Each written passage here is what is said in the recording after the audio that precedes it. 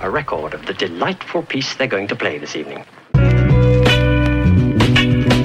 Ladies and gentlemen, ladies and gentlemen, ladies and gentlemen, ladies and gentlemen, ladies and gentlemen, ladies and gentlemen, ladies and gentlemen, ladies and gentlemen, your attention, please, your attention, please, attention, please. And now the moment we've been waiting for is here. Hey everyone, welcome back to Requiem Radio. Tonight, I'm really glad and thankful for two of my best friends to come in for the favor and fill in. We have ourselves Derek, and we have Silver Rose. We had a guest, unfortunately, had the last minute emergency, and both these two kind people were ahead of schedule because I was having them for the later seasons. But it's good I was able to plug them in. So, yeah, I met both of them through Twitter sphere for, debates and dialogues, geopolitics, all that fun stuff. Definitely two really intelligent people in that sphere. Silver, currently, if you want to introduce yourself, she's in one of my tournaments I'm running right now for a debate stage.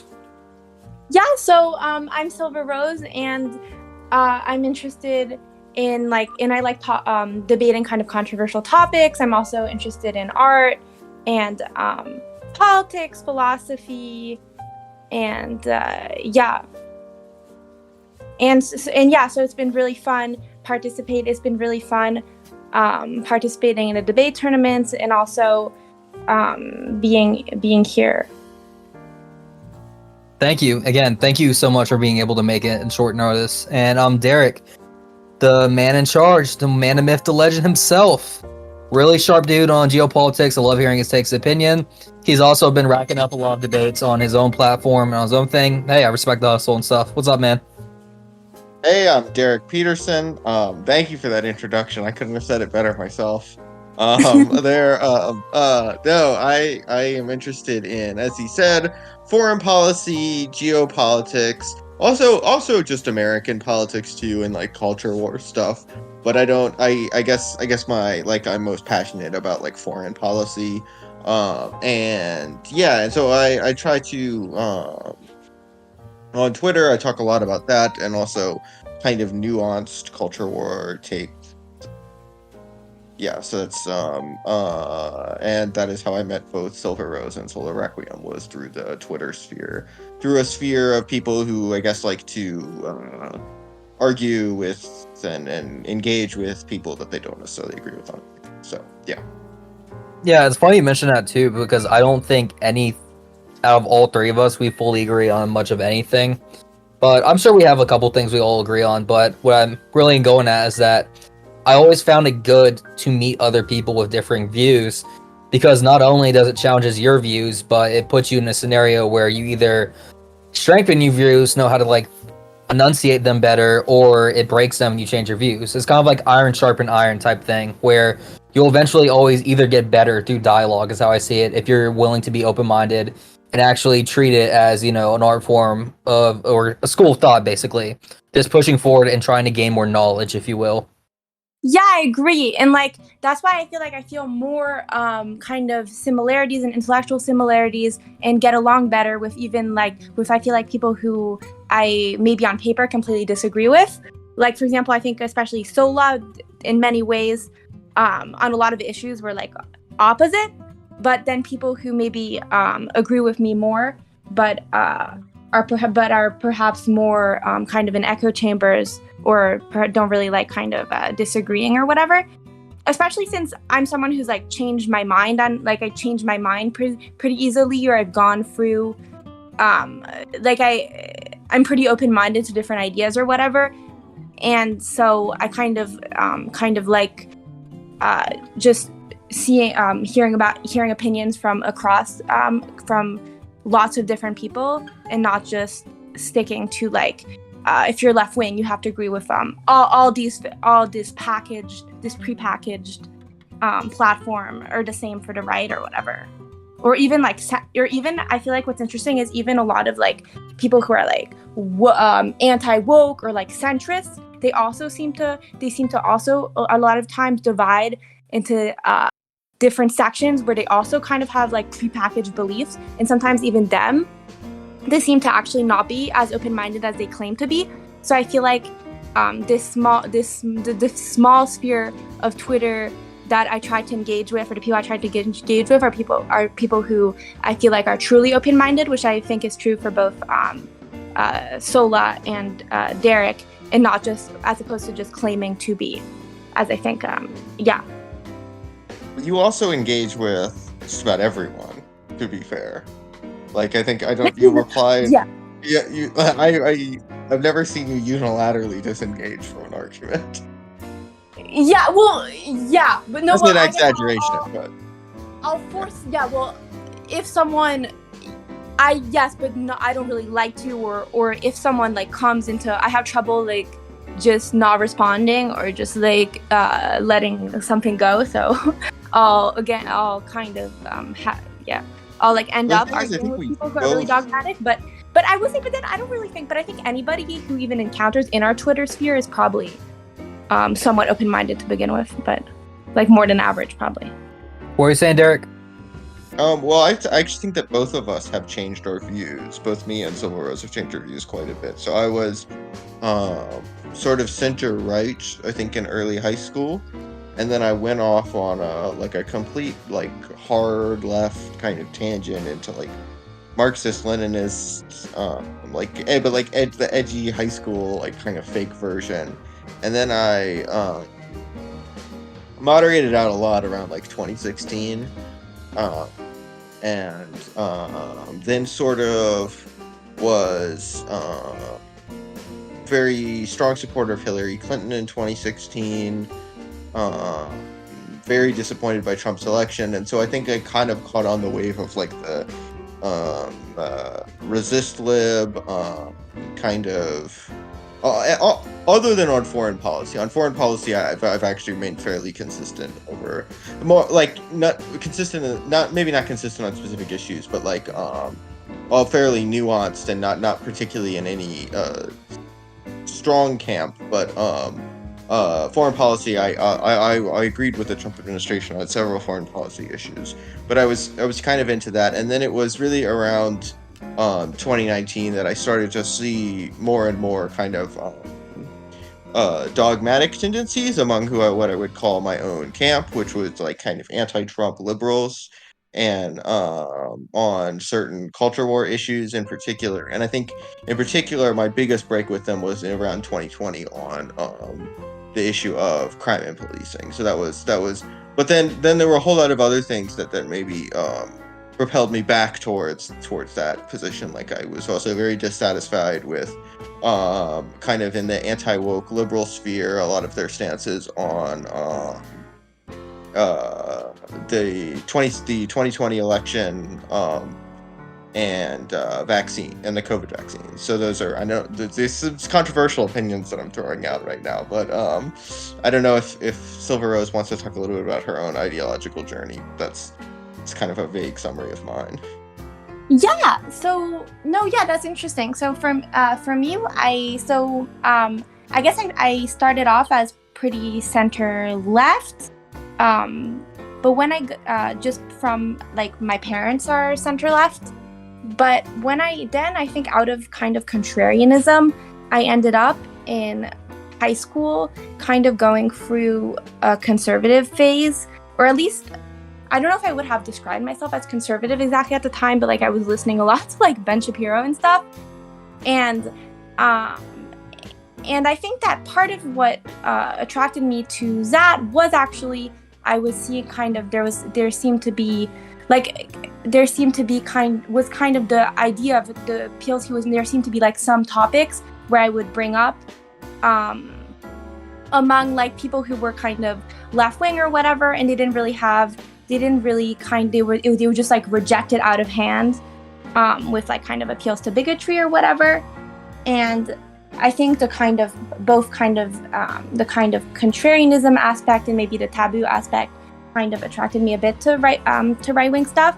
But I guess the more I kind of listened to it, and perhaps this is also kind of a contrarian thing, where then I started then I was like kind of almost became a bit like center right.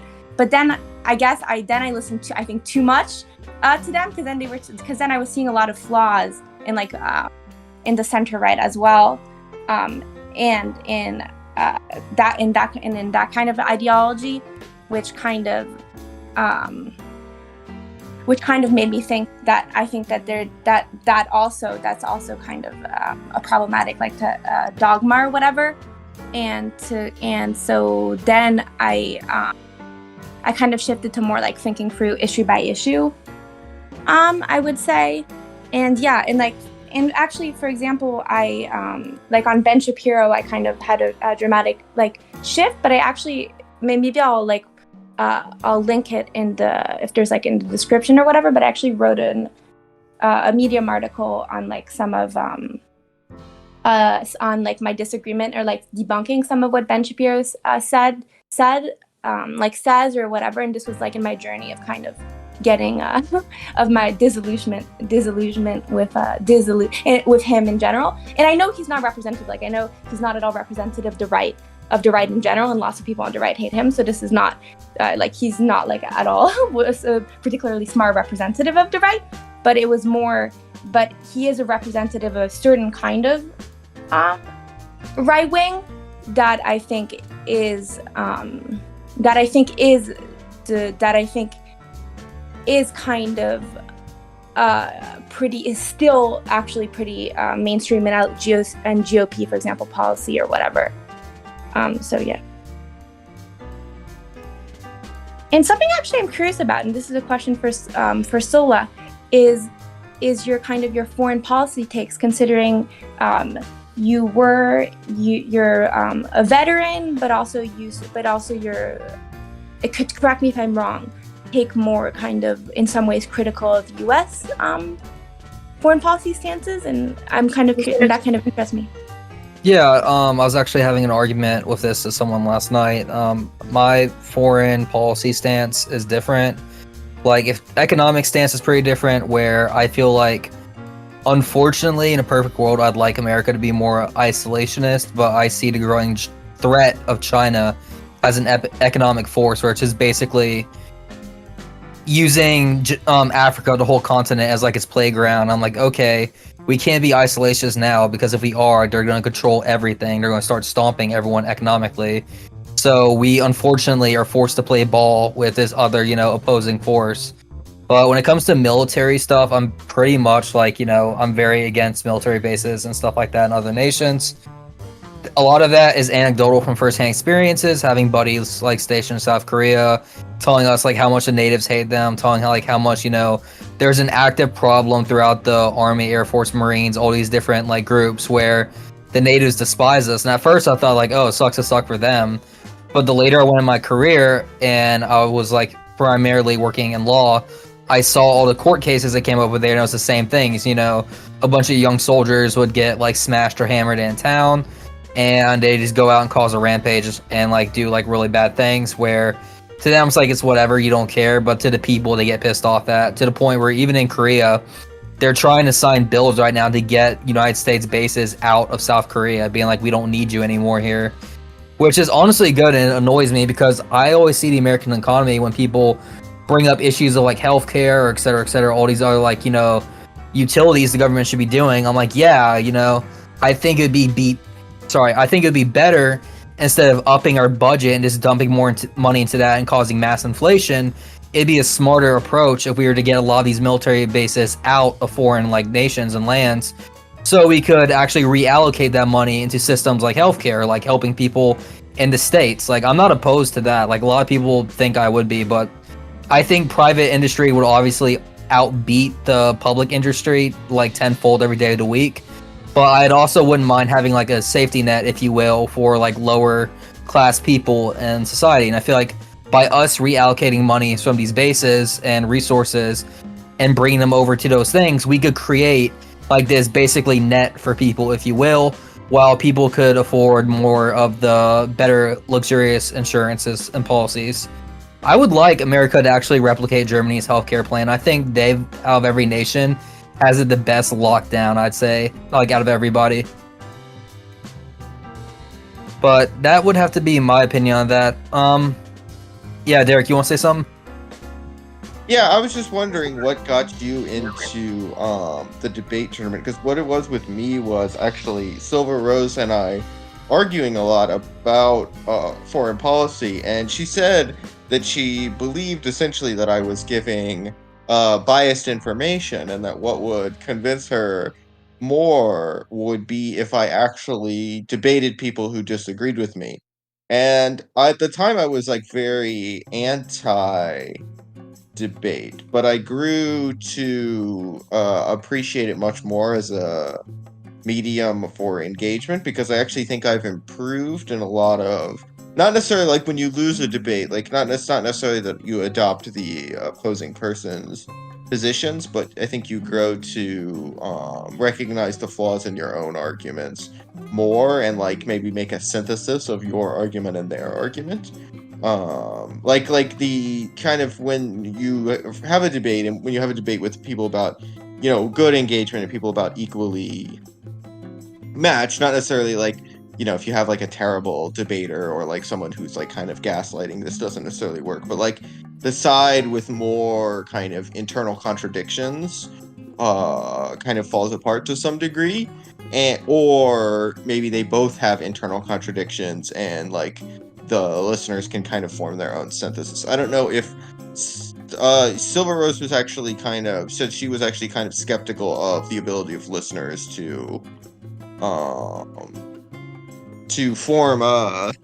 be informed by debate, that it wasn't necessarily the most, I don't know what you said, that it wasn't necessarily the most informative way of. No, so I think that it is. Oh no, continue or. Go ahead. Yeah, no. So I think that I actually do think it debate can be productive. I think that it's not the most, like, if you really want to be informed on issues and on both sides' positions to make your mind, you should probably like read a lot on from books from both positions or articles or whatever. And debate is kind of a shortcut. But in many ways, I do think it is a useful shortcut, because if not everybody has the time or the interest to really go in depth. And it is, and I do think when there is some rules, and when the two debaters are debating in good faith, and exactly as you were saying, they're equally matched, it can be helpful. Of course, it depends what exactly you're debating, because not all issues, and I would say most of politics, aren't really issues where one side is right and one side is wrong. I think most of politics, most of philosophy, most of what people debate are questions of values. But you can still debate values, can't you? Yes, but it's not. But you can't really. But it's not really something where you can really convince or like destroy someone in debate necessarily. But I would say that. But I would say that's not true for. So I would say, but that's more true for general debates. However, for like specific. However, it's not true that all of policy is about values. Or politics. There are sometimes questions in politics and policy that are just factual. And I think that might be. And I think some of your foreign policy debates were actually where they were more factually based, were some of the ones that convinced me the most, or that I found very like the most, that I think were maybe the most productive. Like the one, for example, that you did on because the way a lot of them were formulated, like for example, it wasn't on whether it was the Iraq War. It wasn't whether it was good or bad, or like whether it was productive or bad, but the question was the impact on, like, did the U.S. intervention make life worse for Iraqis? Yes, and the one that I think was maybe the least productive was just where I was debating, where the debate was just whether or not we should have withdrawn from Afghanistan, because that was because that was one that is much more, perhaps maybe more about, like, that wound up being more a debate of values than a debate of, although my argument wasn't particularly values formulated. I think the other one was very values heavy. So that wound up being a little bit less productive of a debate. Also, and I think also actually, I guess it does depend, because maybe in other formats of debate where, like, you're with a complete grifter, they could just throw out like fake stats and confuse everybody. So that's also a risk. I frame it like this always. Going back to Derek's question, I like debates. I do not like arguments. And what I mean by that is that for a lot of times, I feel like debate culture has done a lot more damage to debates than what they give it credit to. For example, when I think of the word debate, I think about Oxford, University, like the way they have their stuff structured, basically, have like two high-class intellectuals in the field, both guys are like PhD dudes, going back and forth. And I'm like, oh, I could leave this debate not agreeing with one position, but respecting the dedication and craft and intelligence required for him to get up the stage and do these things. And that's why I always like most of it, where the best type of debates for me are ones where both of the people involved are steel-manning each other, not straw-manning each other. What I mean by that is, while both sides are giving each other their position at their strongest and going from there. And it's like, I'm not trying to attack you and attack your worst position, or like make this like egregious claim about your position, like, oh, your X group, whatever, because I feel like that's immature and that's petty and that's like not worth anyone's time. I would say the best ones I've especially hosted, I think I've hosted over 30 now, were the ones where both people were able to get on stage and say, like, here's the best argument you have, here's my best argument, and let's duke it out from here. Those are the ones I like a lot. And definitely, I'd say what got me into the whole debating sphere has to be a lot of mixes of things. One was like my upbringing, like I said, first generation Cuban American. I had a lot of families affected by communism, so I was like default, slapped at that label of, like, you hate communism. I was like, all right, bet. Which, by the way, I still do. But besides the point, I was just going through that, and then I went through like the whole Ben Shapiro phase, like I'm sure a lot of people did. But I was still like, pretty neutral, where I was like, not spicy opinions on anything. Unfortunately, I had an incident in high school where a kid who basically didn't even know me, and he ran like the school BLM club, posted a screenshot of my private Instagram account, sent it to this like big account of like 1.8 something million, like roughly, subscribers, and then made a complete egregious lie in it, saying something like, it's been a while. The screenshot basically that this big account posted was like, this person's like a white supremacist or something, and I didn't even know like what was the context of that. So my like account, like, me being in like high school, like freshman, was flooded with DMs after DMs and DMs, people telling me I should kill myself, I shouldn't exist.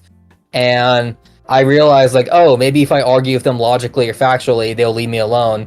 And I realized, like, no, they don't care. It's like dropping a chunk of meat in a piranha pit. Like, the piranha isn't going to sit there and look at the meat and be like, oh, is this, FDA grade approved? It's going to rip it apart. So I'm like, all right, these people don't care, so fuck them. They want to see a monster, I'll be a monster. And unfortunately, at a very young age, I had a lot of bad crowds and bad people indoctrinate me and get me into the whole, like, alt-right, far-right ideologies where, I was doing a whole shaved head, big old black leather boot stuff, and I was a pretty angry person. And the thing that woke me up from that was I was with a group of these people, and one of the main members, like the big dude, he's like, mind you, a guy in like late 50s, he was like this basically grifting young children, being like posting a picture of like a black girl that was like roughly like freshman year my age, being like, hey, this person did this, go ahead and pay her a visit. I'm like, oh shit, I'm literally doing what the people did to me that turned me into this. And that's really when I did a big fallout, and I stopped the politics altogether. Then I started to say, like, you know what, screw it, I'm not going to listen to any of these, like, political commentators, I'm just going to do my own thing. So I was very neutral in politics for a while, where I was just in the library day in and day out. That's one of my favorite things. I love reading, I love collecting books. I have over 350 books in my room currently, but I just read, like, nonstop just history books on, like, politics and things. That's where I came to my conclusive views I have now. And over time, it just slowly morphed and changed and tweaked, things like that. But overall, I'm pretty happy in my views. But definitely that and religion and theology saved me as well, because here's my unpopular take. I know a lot of guys who are really good at debating, like, one thing, but if you're trying to make a worldview, you need more than just, like, one specific niche. Like, to me, I'm like, yeah, politics and good and all, but, like, how are you in, like, philosophy? How are you in, mental health, physical fitness? How are you in, like, religion or theology, or like something that keeps you spiritually going? Like, these questions too I value a lot, and because I value these questions, I wanted to eventually create a stage where I could hear people argue these things in a professional formatted matter where they were getting time to prepare. And that's how I eventually came to where I am now, to where I'm hosting a debate spaces on the sides using very Lincoln Douglas structured debates. So I've been enjoying that ever since. But yeah, that's just my personal view and everything. Yeah, that's really We've all interesting. had interesting ideological journeys, kind of. Oh yeah, most definitely. And the thing I noticed more is the people who want to be left alone but are shoved into it are the ones who become the biggest extremists on either left or right. Like, unfortunately, my childhood, that was a situation for me where I just wanted to be left alone, but I kind of got dragged into the game I didn't want to play. So I know a lot of people who are also, I've talked to them online, shared similar sentiments, and I've been trying over time to get them, back into the light, if you will, regardless how far left or right they are. Yeah, that's really interesting. And I feel like the more time you spend interested in politics or in communities that care about this kind of stuff, the more you realize the extremes or even are like all kind of crazy and use a lot of the same tactics. And I'd say not even just extremes. There's some like people who claim to be centrists who also end up being bullies. I think there's just a personality type that really likes is very invested in this kind of stuff. Being on Twitter has baffled me. I've never thought this many communists existed in my life. I always had the assumption of this. Communism, like fascism, is an ideology that was tried and utterly failed in the 20th century. And it lost to, you guessed it, capitalism and liberalism. Liberalism and capitalism did a 1-2 combo and killed both those ideologies. And that's why it's predominantly the global ideology across the developed world. So I'm just sitting here thinking, like, why are you still a capitalist? Why are you still a fascist? Like, didn't you guys lose already? Like, I look at them the same way as I look at, like, Confederate LARPers who are like, oh, yeah, the South will rise again. I'm like, look, man, I love my Southern heritage, too. I'm from Georgia. But, like, the South isn't going to come back. We're not going to reclaim a whole territory. Like, let it go. Like, give the times type thing. Yeah, this kind of reminds me of, because I just finished reading The End of History, and it's and the premise of the book is that, well, basically I don't necessarily agree with like the thesis, but the thesis is that kind of the end point is liberal democracy and liberal capitalism, but then and that and like kind of the Western status quo or whatever, but at the end he does concede that like there's basically people have a need to like have conflict and to feel like they're fighting for something greater than themselves, and that's what like and so it's never, so there's still going to be a lot of like, there's always going to be like LARPers or like people kind of replaying, like there's a certain kind of person that has like nostalgia for like for these ideologies because it makes them feel like they're fighting for something greater than themselves or whatever, or it's like because it's like revolutionary. And so I feel like that kind of almost vindicates kind of Fukuyama's thesis, because it's like we're in a point in time, at least in the West, like, or even in like the US, for example, where things are actually are not actually. I mean, of course, probably a lot of people disagree with this, but I think this seems to me that democracy and the kind of capitalism are pretty stable. And they're not on the verge of going away, but people think they're on the verge of going away because there's a lot of exposure to like LARPers. And I would argue it's Silver. You don't know how many times I'll be in a space and it'll be some frantic like 18-year-old communist that lives in like upper middle class suburbs being like, don't worry guys, capitalism's gonna end any day now. America's gonna collapse. You just wait. We're gonna rise up. I'm like, sure you are, buddy. Sitting in your mom's basement. Like, and I was just like laughing at them. Like, have you ever killed an animal? Have you ever had to gut something for food? Have you ever went hunting? Have you ever grown your own garden? Have you ever done literally any basic survival task? And then they're like, oh, I order ramen from DoorDash. Yeah, capitalism is so bad, bro. And I'm like, yeah, sure it is, man. Like, you keep doing you, buddy, talking on your iPhone on a Twitter space while eating anything at your fingertip. Literally, you have a phone in your hand. You get whatever you want through that.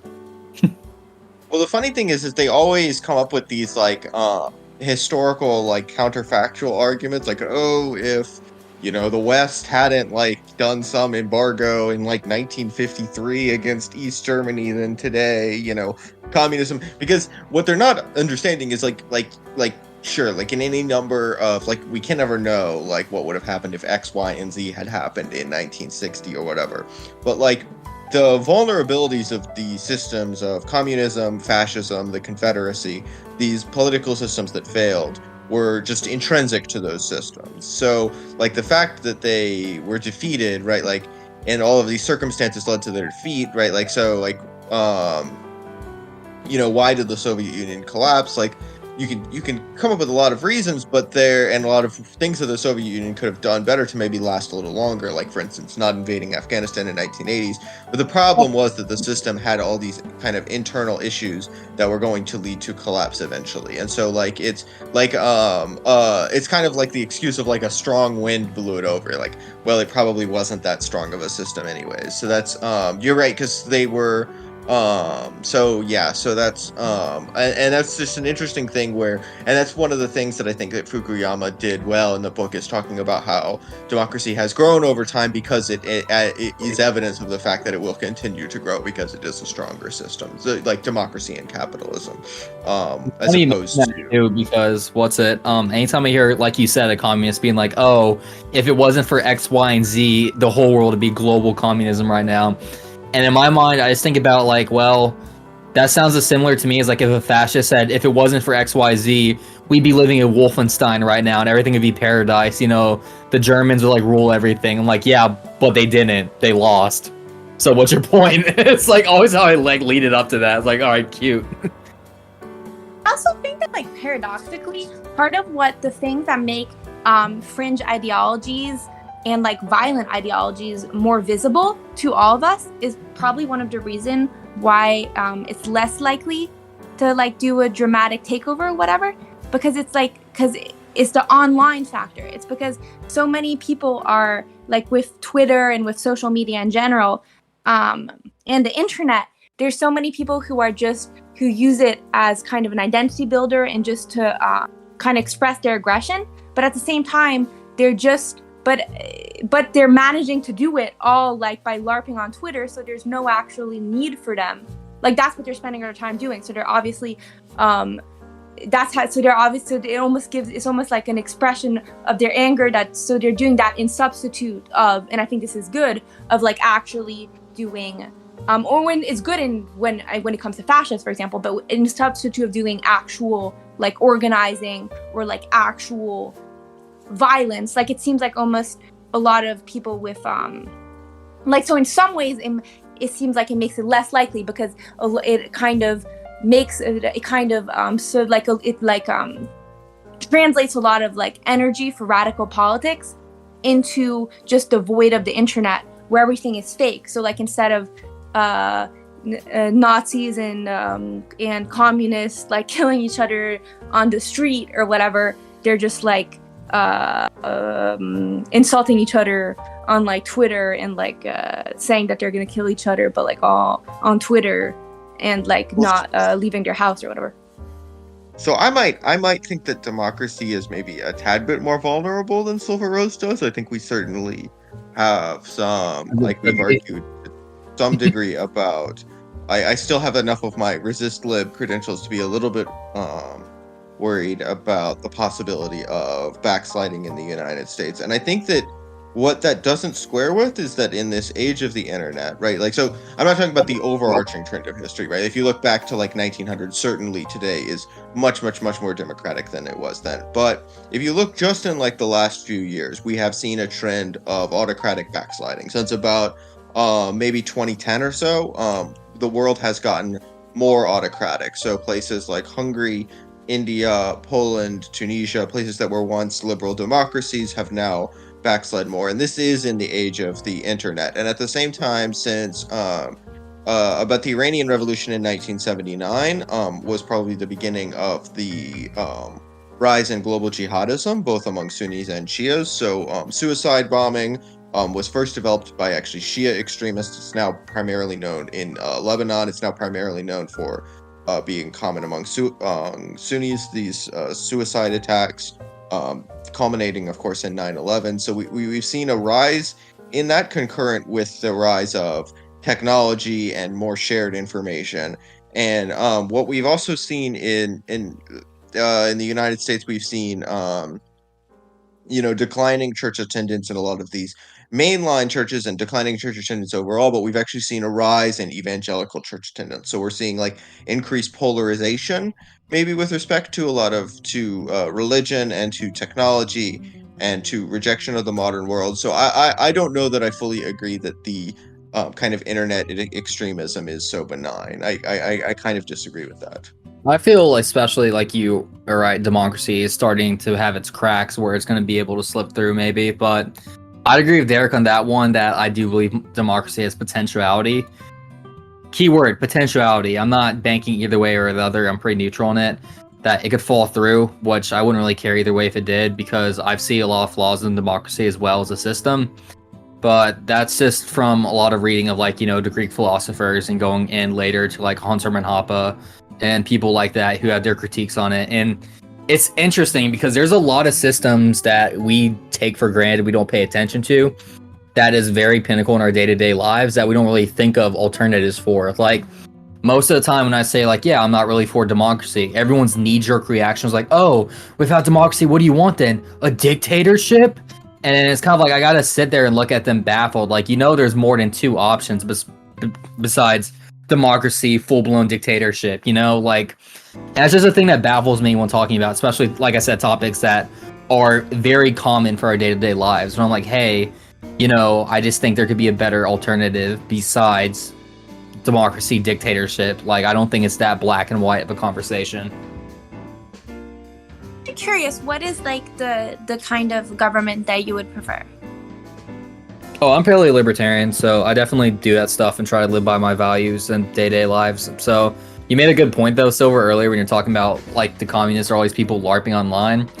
I made sure to do the opposite of that. Like, so when I started reading more into the Mises School of Thought, I was pretty interested in their economics and more moral philosophical takes. So I try to say like, hey, I'm gonna put my money where my mouth is, and don't just preach about it, but do it. So, like example, like core fundamentals of paleo-libertarianism, like limited government. I'm down at the town hall anytime they have a meeting for our local town, and we're doing arguments basically being like, hey, for the past couple decades, the public sector has been failing these departments. Why don't we open it up a little bit more and let the private sector take over? Or, traditional values. I attend mass. I try to live my life as best as I can as a Catholic, and I'm not forcing that down your throat. I'm just saying like, hey, this is how I do my things. If you like it, I'd hope you consider talking about it type thing. Anti-globalism, I'm very pro-economically, for local communities. Like, I always try my best to shop local or get local goods as much as I can. Like, whether that be me going down to the local butcher shop and getting meat from there instead of like some like Walmart deli. That's something I always prefer to do. It's just stuff like that. Pushing back on some like, cultural social changes as well. I'm very skeptic on that, where I'm not one with the belief that just because we can doesn't mean we should, basically. I'm very against that ideology, just being like, yeah, we have X, Y, and Z now. We should like embrace that. I'm like, why though? Like, what's the reason or argument for why we should type thing? But yeah, I'm very pro-local, pro-individual liberty and pro-freedom for like economics. But that's always just been my views, and I try my best to like actually live by example by those views instead of just, like you said, preaching it online or like doing a LARP. So, when you say that you see that there's a system better than democracy, do you consider the United States to be democratic, or are you of like the kind of conservative view that like there's a difference between constitutional republicanism and democracy? I would say there is a difference, but I don't see it as being that big of a difference of a thing, because like my biggest issue with democracy is that even if someone argues like, oh, this isn't a real democracy, we need a pure democracy, that pure democracy would always evolve into something that has more authoritarian roots and more people in power. Thomas Hobbes, if you ever read his book on Leviathan, was a very strong critique against anarchist thought, where he said, okay, even if you make these societies where you break things down, if you look at the history of man, they always rebuild them. You could only be a quote-unquote anarchist for so long before people are going to rebuild or want government or enable these things in place. So like when I hear someone says like, yeah, we just need to spread more democracy, just more and more and more, I'm like, okay, that's cute and all, but like in the next decade or two, they're going to revert back to either their old system or they're going to try to like twist it to their benefit. A good example is like the Middle East and Afghanistan right now, where America is trying to shove democracy down its throat for 20 years. And the moment we left, they just reverted completely back to their old system. And I'm like, okay, cool. It's like, there we go. But so is this more like of an argument that we shouldn't kind of moral relativism, like we shouldn't push democracy or our conception of democracy, especially by force, to the rest of the world? Or do you think that the U.S., for example, should be less democratic? And what exactly would that entail? Do you think people should vote, or are you against I would say both, because here's my thing. I am not opposed to the idea of us like going to different places and introducing democracy.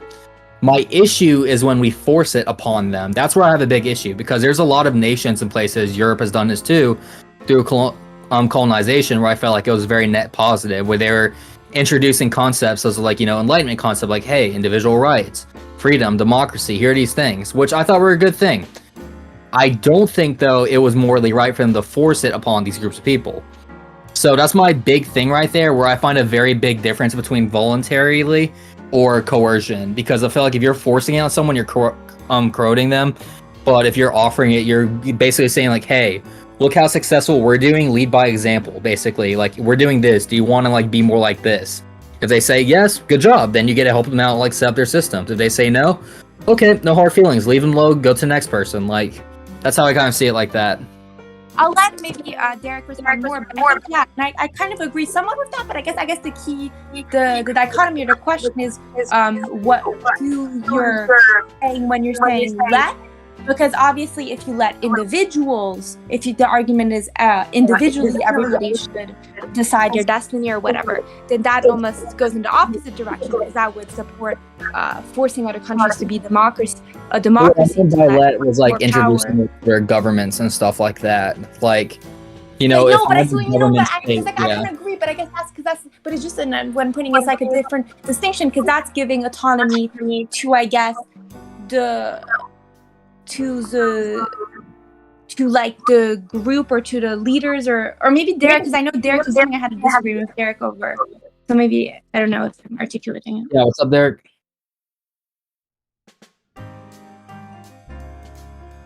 Oh, I don't know if it was just, because I guess what we were disagreeing, because I was kind of saying what you're saying, and I guess what that it seems like forcing democracy on countries that aren't ready for it seems kind of to have a lot of, I think it has a lot of so I don't know, so the what I would say, the main advantage of democracy is that through competitive elections it gives a nonviolent mechanism to nonviolently change the government.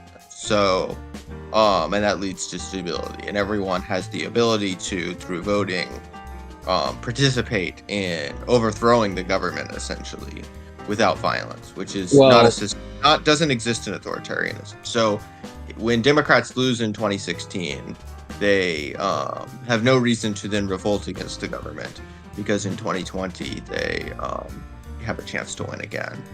But Derek, this is going back to what I was saying, though. Like, I don't look at it as a black and white dichotomy if we either have democracy or authoritarianism. There was other systems that existed far before democracy and authoritarianism respectively existed. Actually, Paul Ryan, he wrote a really good book on this called On Politics, where he gives a breakdown for like all, like, from as basically earlier than the Greeks, like around the Mesopotamians and their political systems through like current day, where he highlights like the main pivotal political stuff. But it's interesting to read about. But like my disagreement of like, oh yeah, you could just vote and like get a different person, is like that enables a very short-term focuses in which elected officials in a democratic system, they would often have to face the pressure to deliver these short-term results or promises to secure a re-election. And we've been seeing this every time. Like, anytime you have an election in America, you'll have either a Republican or Democrat make these very brazen statements saying things like, oh, vote for me and I'll do this and this and this. And when the time they're in, they never do it, or they do a very subpar job at it. Whether it's Donald Trump saying, vote for me and I'll build you a giant glorious wall, never happened.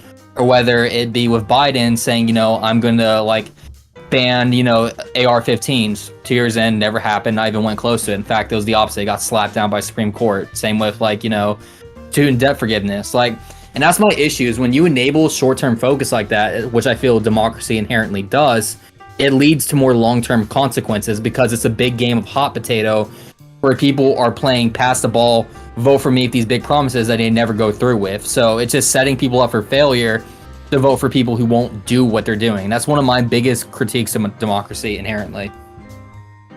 One of the problems though with that argument, failures of actually some of the anti-democratic systems, like the Supreme Court is anti-democratic, and I'm not saying that's necessarily bad. It was made to be a check on direct democracy or whatever, but you're saying that because but that's why, so because you're saying the reason you're against democracy is because presidents aren't delivering on their promises, but then you're giving examples where the reason they're not delivering, it's not that they're delivering on their promises necessarily. Yeah, it's not that they're necessarily delivering on their promise, is that they're pitching too large of a thing to do just to get elected, basically, where it's becoming silly at this point, where they're like saying, vote for me and I will do such groundbreaking changes that I'll be the greatest president ever. And they can't do this because, like you said, there's checks and balances in place to stop them from doing this. If anything, I would much more rather advocate for a more longer term position where their results could be shown through a longer term scale, basically, if that makes any sense. That's what I would try to advocate more instead of this short hot potato between 4-year. It's funny too, because the Romans actually did this, where they would have candidates who were, let's say you had two people like on an oligarch, where they would bring these people up, say, all right, you're going to do this and this. What do you have ideas on? And then the emperor would pitch his ideas. And over a period of time, he would accomplish these things. And if he didn't, they would replace him for the next second running man, basically. So almost like a VP, if you will. And then that person would fill in and he would start picking up the slack of what's left off from the oligarch, saying this is what we need most.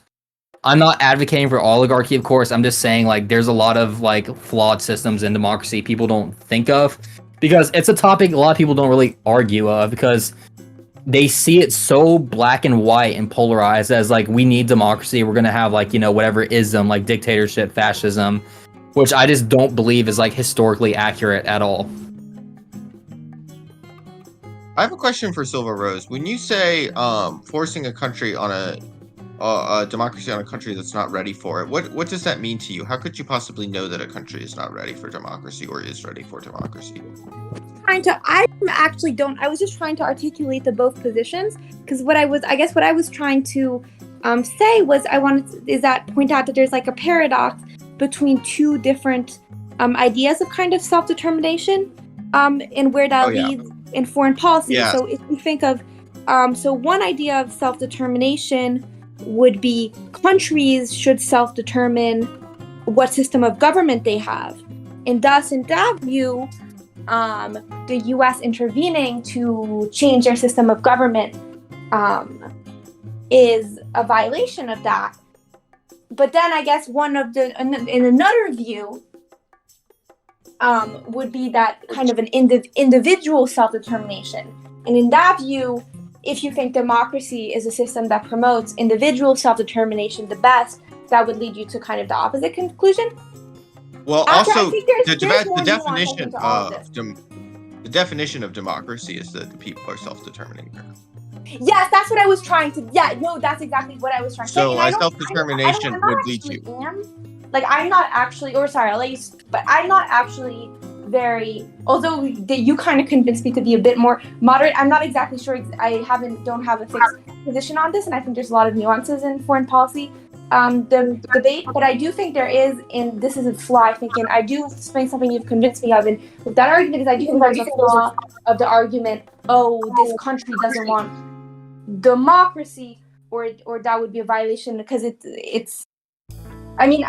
that's seeing, it's like, who is they, and the whole point of democracy is giving individual self-determination. The dictator who's in charge doesn't want democracy, and But Derek, you also gotta be careful. You need to be careful of like the definitional argument, though, because what I've seen is like, what's stopping? Let's say hypothetically, I'm a communist and I argue for you. I'm like, Derek, why do you support liberalism? Why not communism? Communism, by definitionally, is everyone gets to have a lot of stuff. We all like get to share stuff. Why wouldn't you want that? Come on, Derek, don't you want people to be happy? It's kind of like the same thing where I'm like, Derek, why are you against democracy? Democracy is simply just people get more freedom. When like you gotta look historically, like what did it take to get there, and like what are the costs? because I don't believe in any perfect system, quote unquote. And I feel like it's our job as people to rationally break down the pros and cons and be able to select which ones are better to go forward, if you will.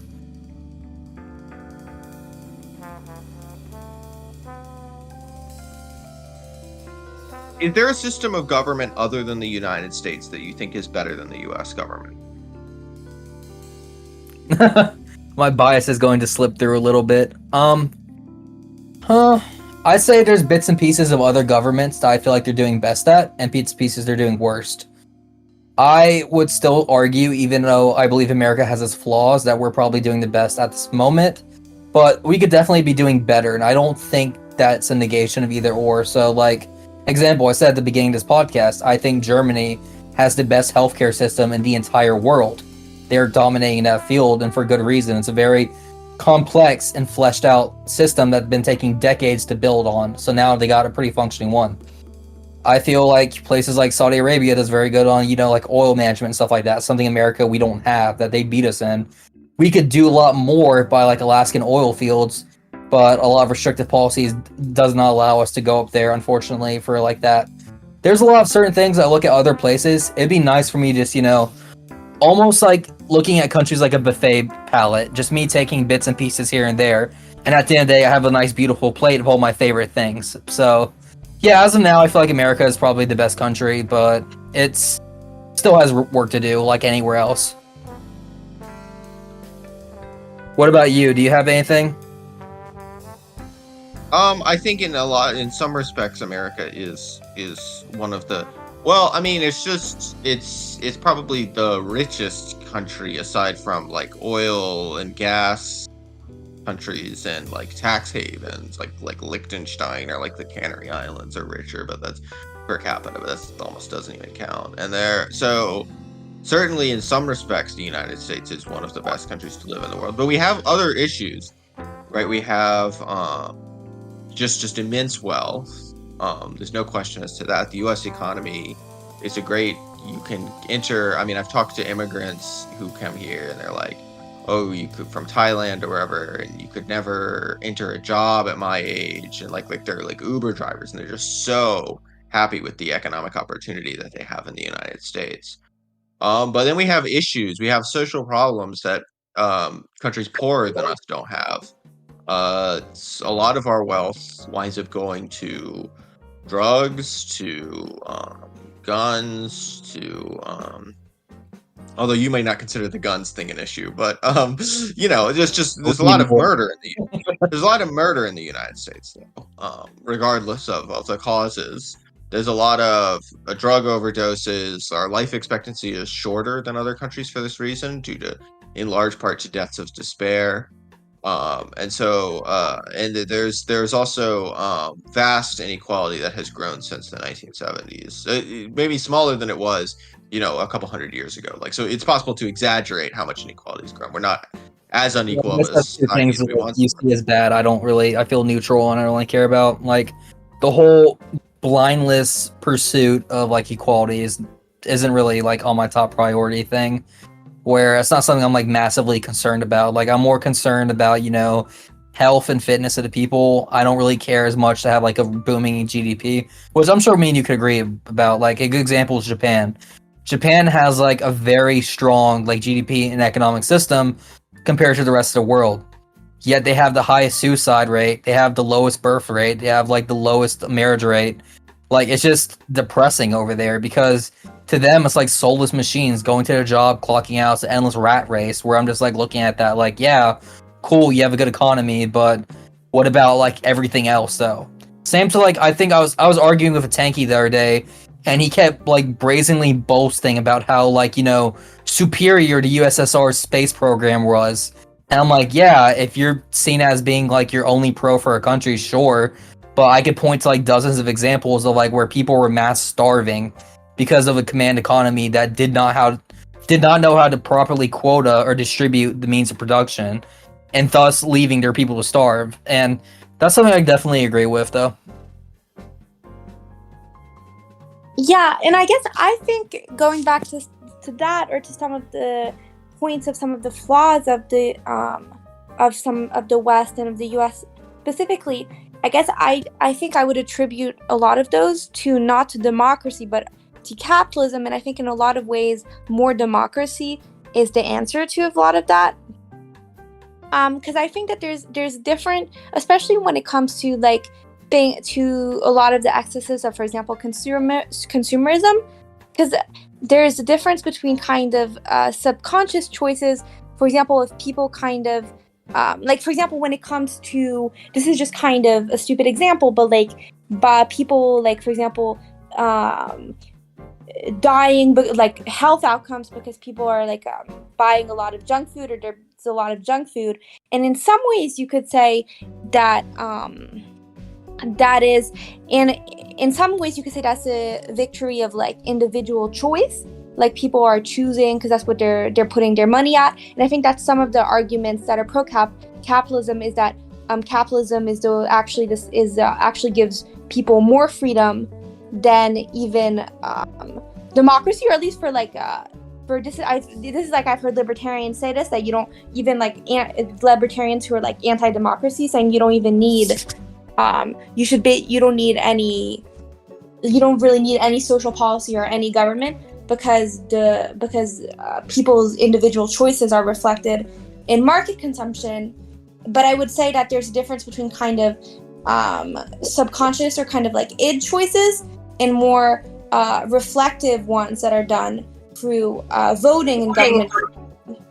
I would argue, though, that's more of an ANCAP take, because you'll see the ANCAPs advocating for the abolition of government, while people like myself, like paleo-libertarians, we'd advocate more of a limited government, because I still, like I said, reading Thomas Hobbes definitely got me out of my anarchist phase, where I realized the importance and relevancy of government. But hey, really quick thing, I just want to correct. I was rethinking what I was saying. It's not really equality I have an issue with, it's more equity. I just blanked on the word, what it meant. I was like, oh wait, yeah, there's a difference in equity and equality. That's what I was thinking of, but...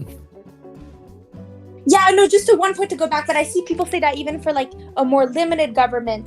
And I guess I would say that I think a lot of the problems of modernity, or like of the West, kind of are caused by an absence of kind of, by giving too much power to market forces, and not enough to kind of fought through public policy, where, for example, if you had people vote on like,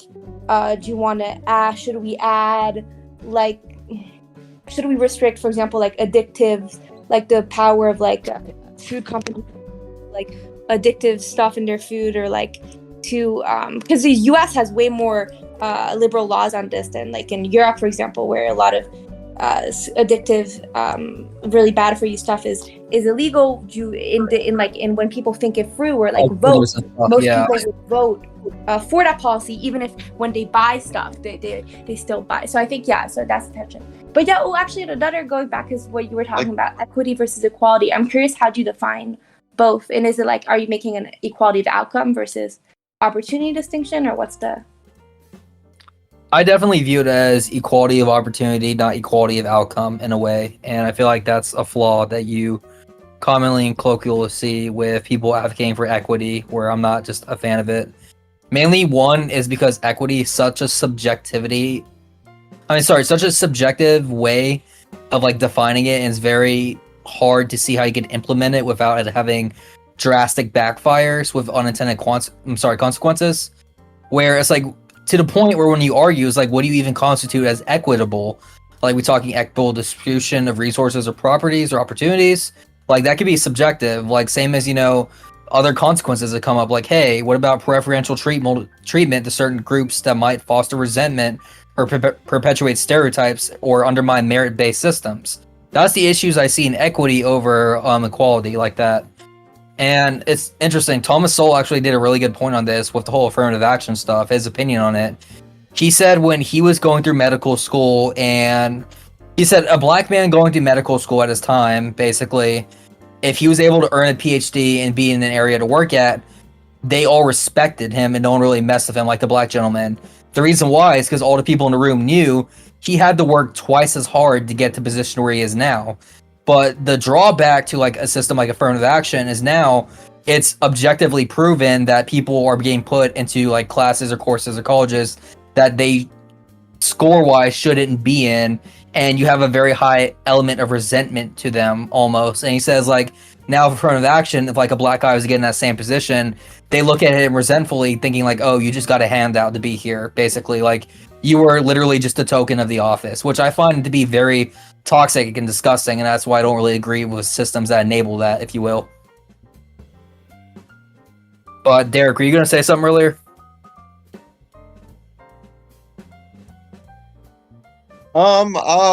Yeah, so, I was, so,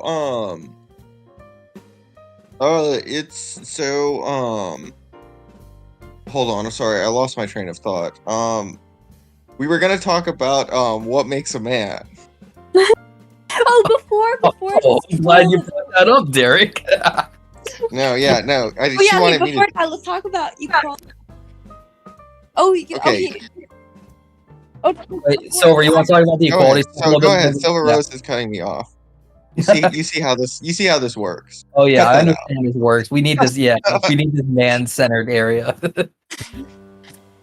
I don't want. Okay, so before devolving into cringe.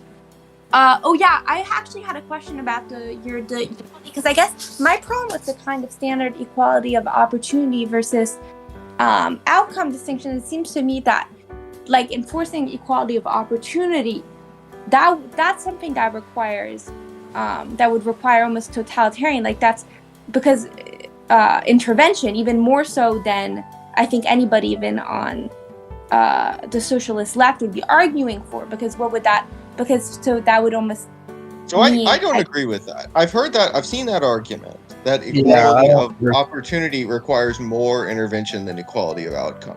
Equality of opportunity requires a lot of intervention. Don't get me wrong. It does not require... Equality of outcome is the communist model, right? That's the centrally planned economic model where everyone gets the same, in theory at least, although perhaps not in practice. That has been the equality of... And then if you have equality of outcome, it's implied that you have equality of opportunity. Equality of opportunity is a much lower standard than equality of outcome, I think. So I think part of it depends how you're defining things. But if you're defining equality of opportunity as literally as what it says it means, then that would mean, for example, you have being born in a rich family versus a poor family. That's going to hugely impact. This goes back to what I was saying earlier, the whole equity thing, though. It's like, it's so subjective and semantically different for every person.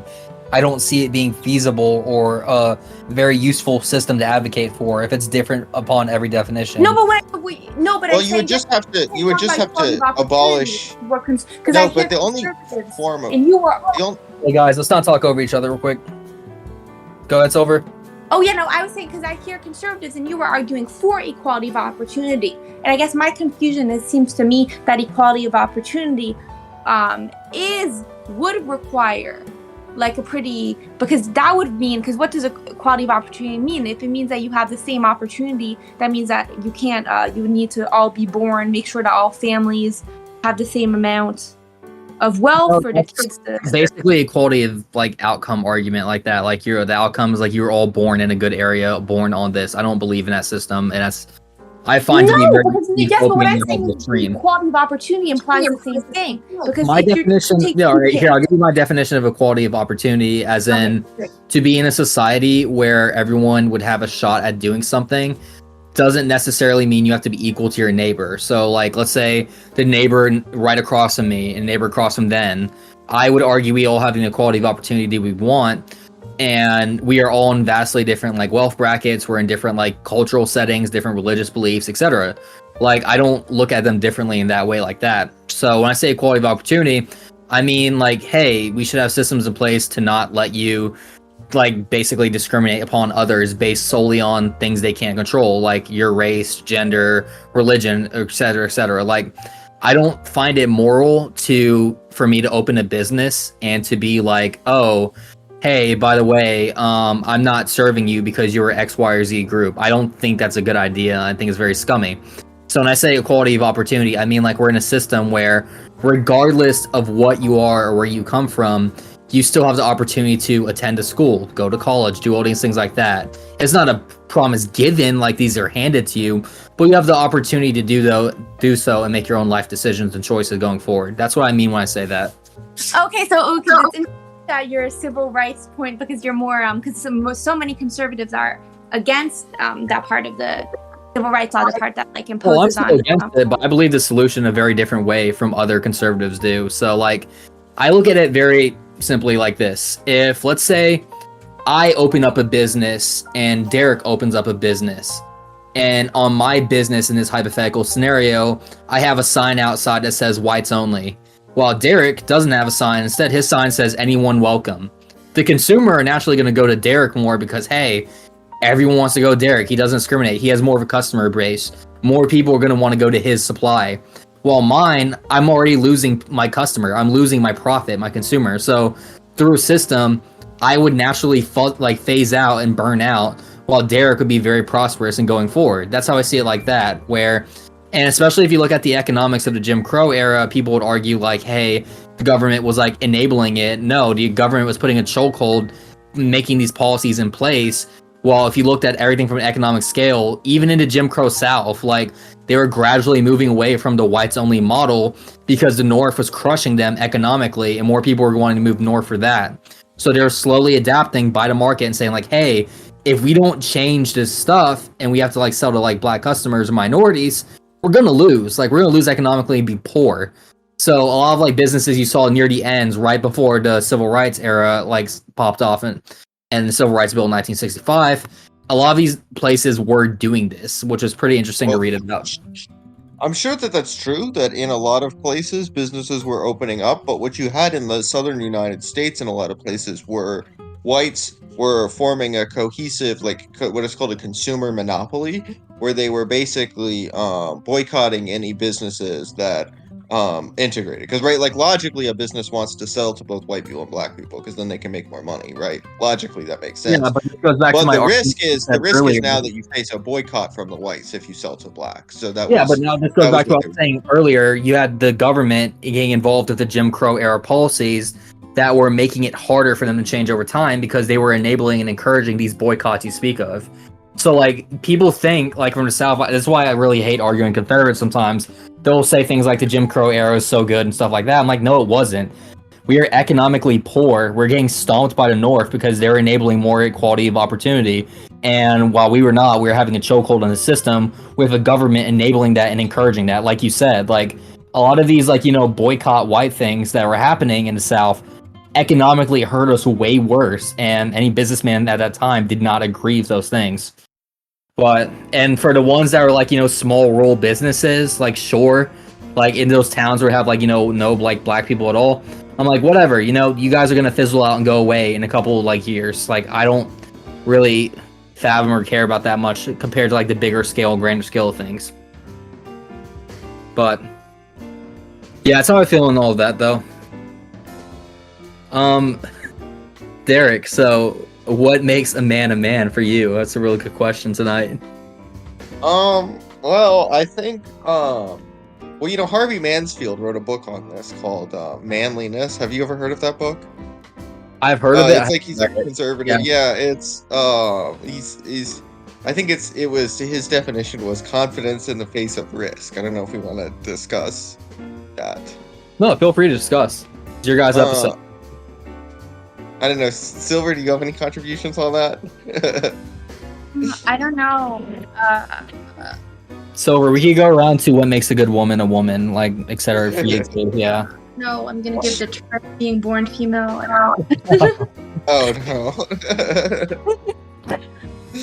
That opinion will get you canceled. More than my opinion will, because my opinion allows for transgenderism actually. Because one of Harvey Mansfield's examples of manliness in his book was actually Margaret Thatcher. So there you go. So I guess that's more pro-trans. I have a very pro-trans take that's pretty radically different from the most of the mainstream that they don't like me for this take. I simply believe there is a divine male and feminine essence. And if you were a man and you were to get conquered in battle or get the shit beat out of you to where you were basically brought down to a bitch, then congratulations, you just got made to a woman. So yeah, you could identify as a woman if you got beaten that hard as a guy, both physically or mentally or whatever. I'm like, so that to me is a woman now, basically. I'm like, oh yeah, that skinny guy that doesn't lift weights or actually do these things, yeah, he's a woman now.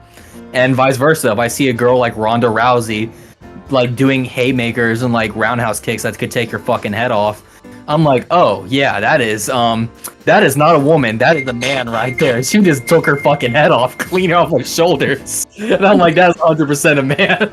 So that's my very spicy view in the community. So I guess one thing is that there is the between masculinity and femininity, and being male or female, or being a woman or a man. Like, I do think that there is such things as there is such a thing as masculinity and femininity, and I do think that perhaps for some social and some biological reasons, there's a distribution where men are probably more likely to be masculine and women more likely to be feminine. And I think there's virtues in both masculinity and femininity. However, I think that doesn't logically follow that if you're masculine, you're a man, or if you're feminine, you're a woman. And I don't really see the need of doing that, or even that it's bad, or that if you're a man, it's bad if you're feminine, or if you're a woman, it's bad if you're masculine. Well, here's my thing though. It's one of my biggest critique of feminism though. Like, feminism as a system and ideology inherently strips away the masculine feminine archetype, and they try to merge it into this weird androgynous thing. Or at least the like trans community. This is what I always found weird about the trans community, where they differentiate. Unlike the LGB, the T in this actually acknowledges, like, yes, there is a masculine and feminine archetype.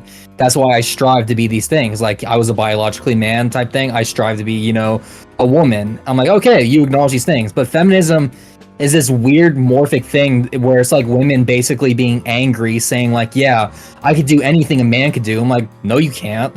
Vice versa. A man can't do anything a woman could do. Like, I feel like we all have our unique things we're good at type thing. But here you're conflating being male and female and being male, because you just said before that you think that some women can embody masculinity and some men can embody I feel femininity. like they're outliers, 100%. That's why you see such a of trans people, is because they are small and they are the outliers that break through these barriers where they're like, yeah, they embody the masculine or female archetype. So there's maybe a small that are extreme outliers, but wouldn't you say there's also a spectrum of traits? A spectrum of traits, indeed. I feel like that is, but that's more of the nuance and like getting into like weeds of the situation, if you will. Yeah, so I would say if you acknowledge that it's not a complete, like, that there's a somewhat of a spectrum, and that there's outliers, and that there's there's femininity or masculinity, and one is not better than the other, but that they both have positives and perhaps some negatives, then it becomes hard to argue that. Yeah, that doesn't negate my argument saying that there's a spectrum, though. Just me acknowledging that there could be a spectrum doesn't mean my argument falls apart, because I still believe in the strong dichotomy between man and woman, feminine and masculine archetypes. And I believe that's on spectrum. It doesn't mean it doesn't exist. But what does that practically entail? Does that mean that you think that, for example, if a boy is like playing dressing, like playing with I feel like Barbie we come or something, to our archetypical role. Discouraged? Yeah, no, I got you. I feel like we come into our archetypical roles when we hit usually puberty, and we start to actually develop a lot more, both mentally, physically, cognitively, all these things like that, where you see your true traits and characteristics come out, where commonly you see men being able to be a lot more adventurous and risk-taking and aggressive in some fields, you know, prideful, motivating leadership roles, while women, and like when they get into their puberty role, they kind of embrace the sense of, you know, beauty, femininity, like soft things like, you know, dancing, ballets, the arts, opera, like sociology, things like that, which I think is also as equally as important as what the male brings to the table.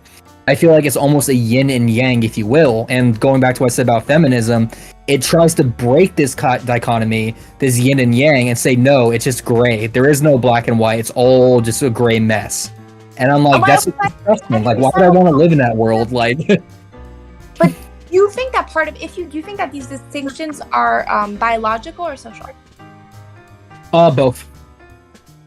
Okay, because I was gonna say, I think part of the problem is if the argument is that a lot of these differences, the average differences in male and female behavior are biological, then it seems like there would be no need to enforce them further.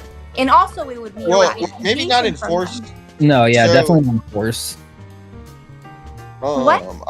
I guess you have kind of in the mainstream society, there's maybe some degree of a stigma against like more feminine men, more masculine women are going to get like bullied more in school, for instance, and whatnot. But then in progressive circles, you almost have like a reverse stigma where there's to some degree they're like celebrate those identities that are traditionally more marginalized on average, and they're kind of more as a stigma towards like more women who are rather feminine, and then men who are traditionally masculine. And so but then I think you have in like the trad sphere, they are now reacting to that progressive reaction, and they go like in the opposite extreme where they are like women should be like subservient and like, you know, like wear like 1800s dresses and like, yeah, I don't, you know, cook and all of that sort of stuff. And like men should be like the, you know, the whole manosphere. I don't need to get into all of that, but there's but I think that I think that there's like a balance to be had, and I think that there may be something to be said for like, certainly like, I don't think that you can talk about like the appeal of Joe Rogan without talking about the fact that he's like a manly like man, and there's maybe not that many like, you know, not that many guys are going to identify with like the guys who listen to Joe Rogan are not going to like equally identify with like Rachel Maddow, or I know that was a bad example, or like Chris Hayes or someone like just try. Yeah, sorry, this is terrible. It's a weird thing I've been noticing too. Like, I hate. Listen, if Andrew Tate had 1,000 haters, I'd be one of them. If Andrew Tate had 100 haters, I'd be one of them. If Andrew Tate had 1 hater, I'd be one of them. If you had 0, I'd be dead. Like, I am the biggest Andrew Tate hater you ever meet on the planet. Right, but like it's yeah, it's just he objectifies women. It's important to understand why boys are listening to Andrew Tate as well, right? Andrew Tate yeah, is it's like you said earlier, it's a reaction thing. It's definitely the reaction to feminism pushing it and shoving it down people's throats, where they feel like they're being devaluated and like treated like as a lesser, if you will. Like, where, like, I think Shoonhead, although she definitely has a lot of misses, she made a good video in it recently talking about the male loneliness epidemic and crisis, where traditionally women basically would go to certain roles, but now you have feminism shoving them in the workforce, making them do things, where it's now devaluing men to where they feel like, wow, like I used to be like my role as a provider, and now she does all of that and more. Like, how am I supposed to like actually be of interest, like be on scale for like people to pay attention to me, because now they're only going for like X certain group of like people. And my argument has always been this: find your religious beliefs, go to church, take care of yourself physically and both mentally, and the time will come where you'll meet a nice woman, you'll date them, and vice versa. But you'll have idiots like Andrew Tate being like, oh no, what you need to do is actually stoop down lower than them. You need to be like a man whore. You need to sleep with a bunch of women. You need to treat them like utter shit and trash, and then you'll like settle with someone eventually. And I'm like, that's very gross. Like, you're telling young men hedonism and materialism is the answer, while I'm telling them like personal health and fitness and religion is the answer. It's like, that's why I hate the manosphere so much, because it's done so much damage to the talk of like what we could do to help men, that it just almost like diluted the conversation. Now, like, every time we bring this up, it's like you said earlier, like, oh, if you're a manosphere dude or you're like pro man's rights, you must think like every woman wants to wear like, you know, 18 layers of clothing. I was like, no, don't do that. I just don't want to be with a woman who dresses like a whore in public. Like, I don't feel like I'm setting a high bar there, because I'm just doing that myself. Like, as a man, I wouldn't go out in public dressed like very promiscuous, like, or I wouldn't do these things that make me like look like a vulgar idiot, basically, which I feel like is a fair standard. Like, if you're gonna ask someone else to do it, you should equally apply that to yourself. I like that. That's how I view things. Yeah, well, I agree with some of that. Like, I agree with I do think that there is some parts of the left that are too hostile towards helping men, or towards acknowledging that there's certain issues that do disproportionately affect men. I would say, but however, I would say your last point seems to almost contradict, because you said if you're expecting something of yourself, then you should expect it. If you're telling, like you said, oh, if you're expecting like, oh, women not to dress like whores, then you also should not dress like a whore. That seems to be the opposite of the kind Man of whore. You're right. I'll say, let me gender rephrase. role. No, you're right. Let me rephrase. Like, I would say, enforcing standards. yeah, no, I would say definitely, like, in the sense of, like, obviously men don't dress like whores, but in the sense of, like, hey, you know, this is women's vice. Men also have vices. For men, I believe our vices is being quick to anger, you know, or overindulgence in, like, alcohol or drugs, stuff like that. I'm like, hey, so here's a good example. Yeah, no, exactly. Where it's like, hey, if I'm with my woman in public, I would expect her not to dress like a whore, while I know she would expect me not to get brazenly drunk where I'm causing a scene and acting like an idiot. I feel like that's a fair standard to have because, like I said earlier, there is a male-female dichotomy. It's kind of like an individual standard, but I guess the issue is that I have is a kind of universalizing of it, and the idea that I think that in the kind of traditional gender roles discourse, the idea is that these are things that need to be enforced. It's not because it's not just that they're saying that this is what they want for their relationship. They're saying this is what everybody else needs to do, and I think that I don't see any qualms of me advocating for my view. Like, in a perfect world, I'd like everyone to date in a similar fashion of how I date, but I don't see an issue of me advocating for that. I see an issue of me forcing it on people, but I don't also want to have the lackadaisy approach of, yeah, man, you do you, because, like, I look at couples like Destiny, for example. The guy's a literal cuck. He is dating girls in an open relationship, and she's getting railed by a BBC like every other night. And I slowly see this man mentally decline and get depressed and just look like a hideous hollow shell of himself. And he's saying straight to the camera, guys, it's okay, everyone. Relationships work differently for everybody. And he's like on the verge of tears, and I'm like, bro, this is pathetic. Like, I'm not gonna advocate for this being normalized in society. Like, no, I'm not doing this. Well, Like, okay, so this is I'm not bad. going to go talk about Destiny's personal. I mean, but what I was getting at before, although I mean, I feel like he seems to really want the open relationship as well. But what's the point of open relationships if only the woman does it? I think Destiny's kind of a jerk, but I think they seem like a happy couple. I think a lot of the trad thing is like projection. Silver, I need to show you some more shit then if you think they're a happy couple. Like, there's dozens upon dozens of clips of him just being miserable because of the relationship. Because of the relationship? Okay, well, you'll have to show me the drama because I've only seen them seeming to be happy and like trads going completely insane. No, Also, I'll definitely send you some clip on the Destiny lore of like his slow mental and physical decline ever since he's been in an open relationship. It's quite sad. I remember Destiny defended Steven Crowder after Crowder was like a dick to his wife. Yeah, no, fuck him and fuck Steven Crowder. Yeah. That's disgusting. Like, yeah, that was horrible. But Destiny, I don't know. So I thought I don't actually know that much about Destiny, but I thought that might say something about his relationship. That because Destiny's left wing. Yeah, well, he's kind of anti-far left. He's the liberal Ben Shapiro is how I describe him, as he's like center left, but like for liberals, like, I don't know, that's how I see it.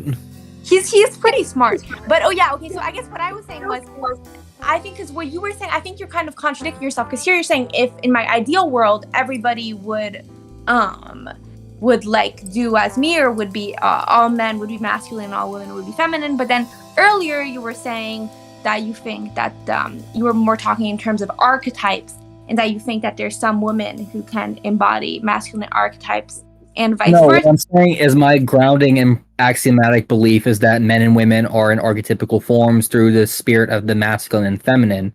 That is my axiom.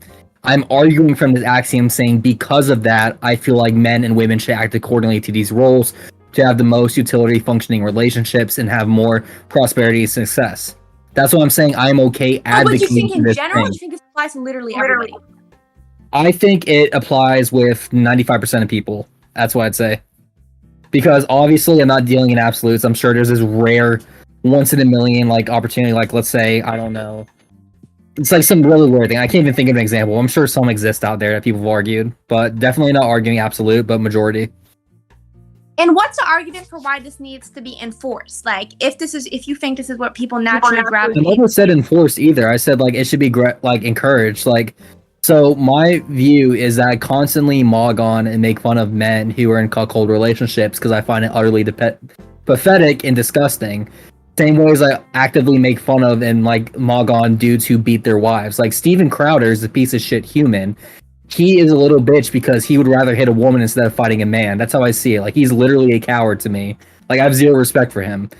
That's why like you could fight against normalizing something without forcing your view on others as well. You lead by example and you're like, hey, here's how my life is doing. People are going to follow suit soon. And you introduce it to it and you explain, you encourage basically like that. That's what I do.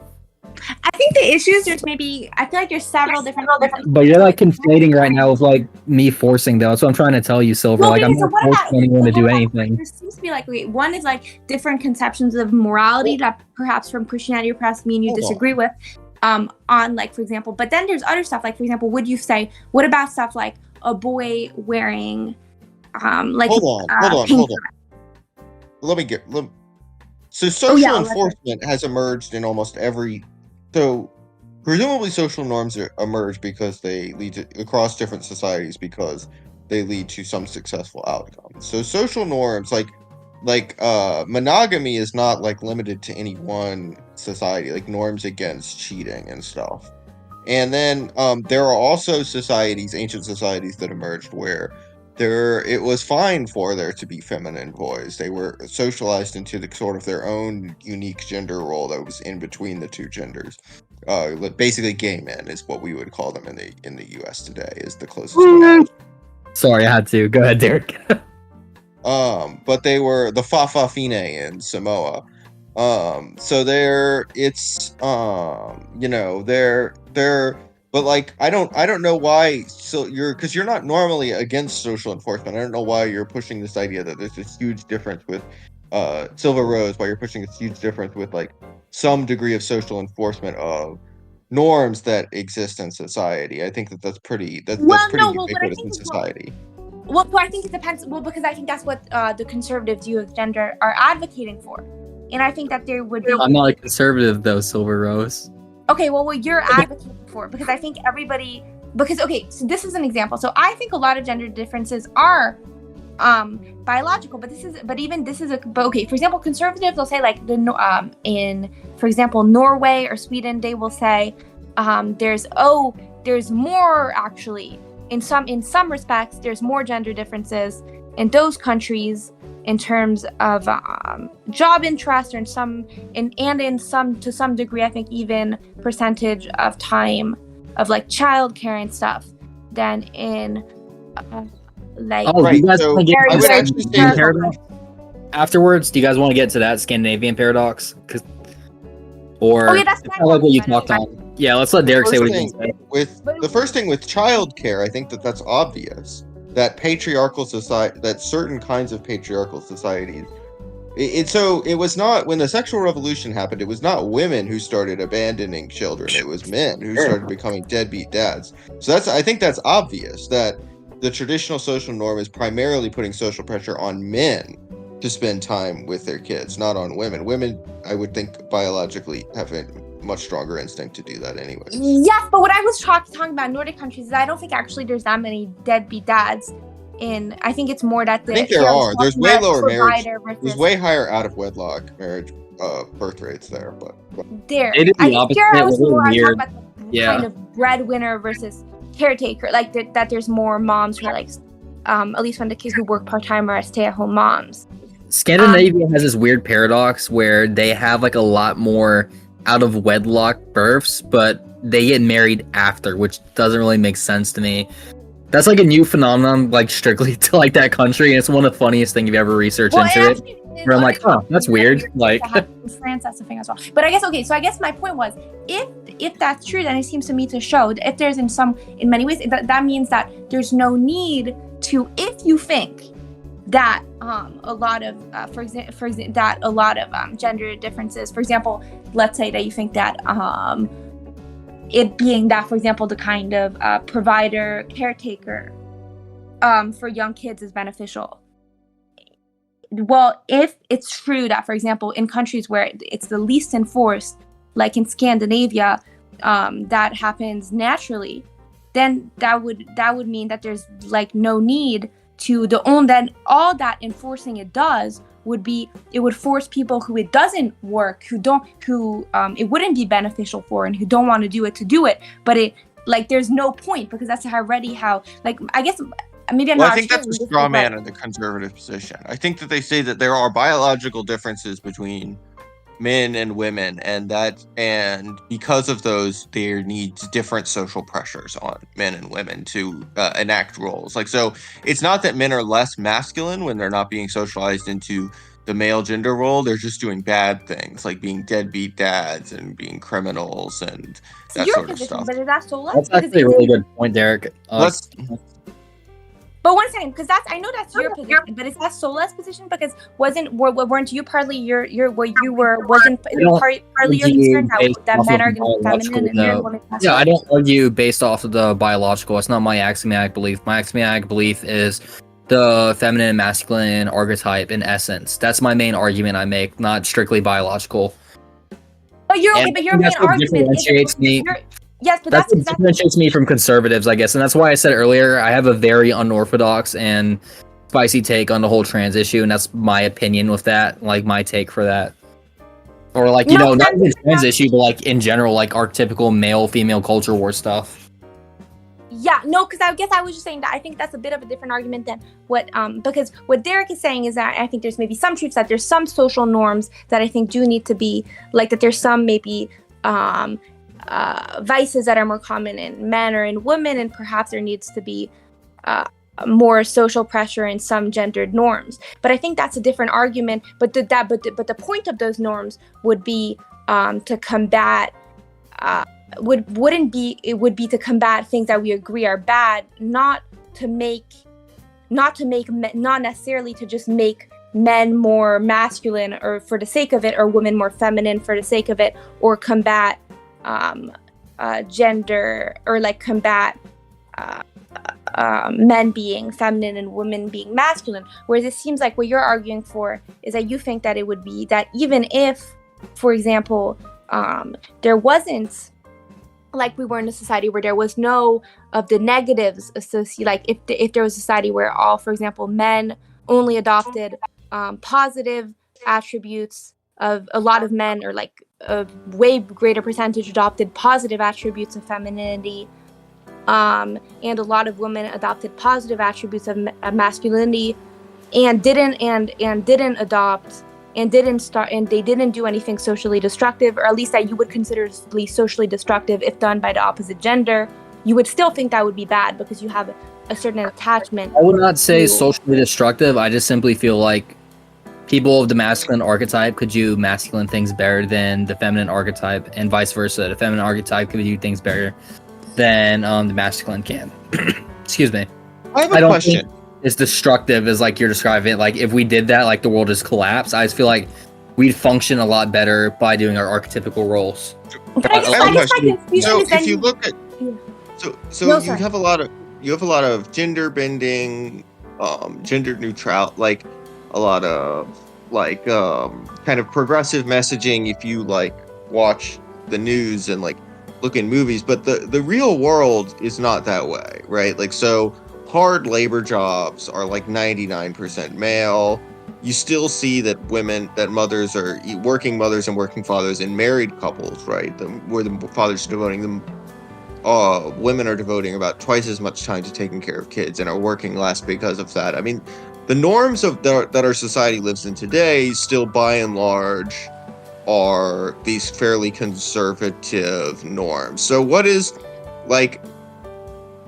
I see with progressive social messaging is that it largely just doesn't square with the reality, like the world that most people live in, where, you know, the dad mows the lawn, like they're right, just like there are still like by and large most people still do order their lives according to at least somewhat traditional gender norms. What is the change that conservatives want?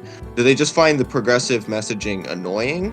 Because I don't think the progressive message... I would say they're skeptical. That would be the way I'd say it. They are skeptical to the progressive messaging, where they're saying, like I said earlier, it's an is-ought thing. Just because we should, does that mean we could? And that's a lot of conservative arguments, because you'll see progressives, they traditionally, especially for cultural things, they would consecutively argue, we need more new, they're throwing away the old. But a conservative or the right-wing person would be like, hey, maybe you should slow it down a minute. We're not advocating for like this, archaic, law set. We're just saying like, hey, you should slow down a notch just a little bit and not like go at full speed. Because yeah, I agree like with some messaging that, hey, people's culture, societies, we change and develop over time. I don't think it's natural how fast and drastic of a change we're doing. Like you said earlier, caused by, a lot of feminist movies, especially with Hollywood, where they're portraying it like you said earlier, we're like, oh, it's equally men and women at like a construction job, which is not the case at all. If you go in real life, like I work construction, you don't see women on the workforce at all. It's all like battered, rough, beaten men. Like that's their ones doing it. And, like vice versa. Like it's one of those things where I feel like that's the conservative case or the right wing case about it. More skepticism, less like, outright rejection, if that makes any sense. But I don't see little girls throwing away their Barbie dolls and saying that they want to be construction workers now. Bob the Builder or whatever. They're like, I don't know that. I don't know that. I'm skeptical of how much this messaging has even had an effect on like real society. I'm not sure. I don't know if either of you have thoughts on that. No, I 100% agree with you, actually. Silver, why didn't you tell me Derek was so based on his cultural takes? Like, I'm actually, like, popping off at this dude right now. Like, he's actually pretty smart. He never was, like... I think you overestimated how progressive he is. He was never, like, that progressive. But, oh, yeah, but I don't actually think... But I don't think your position... But I'm still confused what your position even is. Because I think what Derek's position is not that we need to enforce... is because my discomfort with your position is that you seem to be not okay with gender nonconformity, because I think there's a big difference between saying that between talking in averages and with saying that like an ideal there would be like no feminine men. And that's why in some ways I actually like the language of archetypes that you're using, but then it seemed like, because in some ways I think the language of archetypes is saying that there's a masculine and feminine archetype, and that it can be embodied by both genders. Although I wouldn't agree with the trans idea that then that makes you not a woman or a man. I think, but I think that's actually probably a productive way of talking about these kind of things, because it kind of both. Kind of valorizes masculinity and femininity in a way that maybe progressives, that maybe is a problem in progressive discourse, because progressive discourse doesn't really like acknowledge, doesn't value that kind of masculinity or femininity, which is important to like most people or whatever. But it's while still acknowledging that different people can embody both for one or the other. And I guess my discomfort with your position is the idea that like men should all embody kind of masculine archetype, and women should all embody a feminine archetype.